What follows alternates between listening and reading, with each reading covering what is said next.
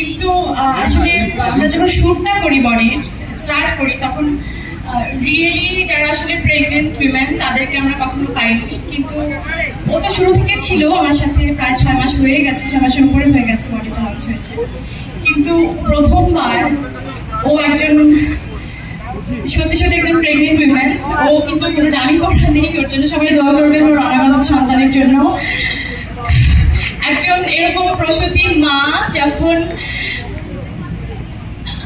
আমি যে ব্র্যান্ডটা নিয়ে কাজ করি, যেটা মায়েদের জন্য কাজ করে, বাচ্চাদের জন্য কাজ করে, সেই ব্যাপারটাকে তুমি ধারণ করেছো, তুমি আসলে বডিটাকে পরিপূর্ণ একটা পূর্ণাঙ্গ রূপ দিয়েছো। তোমার thank you so much. Thank you Lamia, I love you, I love you all, যারা আমাকে এত দূর সাপোর্ট করেছেন, বডিটাকে আপনাদের নিজস্ব ব্র্যান্ড করে নিয়েছেন।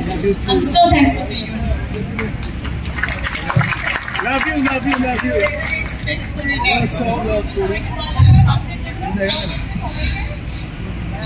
অবশ্যই আমার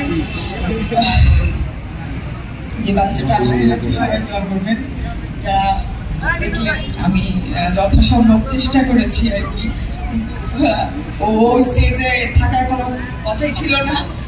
আমি জাস্ট বলছিলাম যে আমি তো এই সত্যিকারের পেটটা বেশি দিন থাকবে না, তো তুমি আমার বডি কয়টা ড্রেস দাও। এটা পুরোপুরি ও যদি প্ল্যান করতো এটা ডিফারেন্ট কিছু থাকতো। আমি জাস্ট যা বা কি করছি জানি না, আজকে একদিনের প্ল্যান আমি অনেক বিউটিফুল। আবার আমি চাইলে এটা সবার জন্য সাক্ষী হয়ে থাকবে যে একজন এরকম একটা মানুষ সবার সামনে এরকম বিউটিফুলি প্রেজেন্ট হতে পারে, তোমাকে দিয়ে সম্ভব হয়েছে। Thank you so much.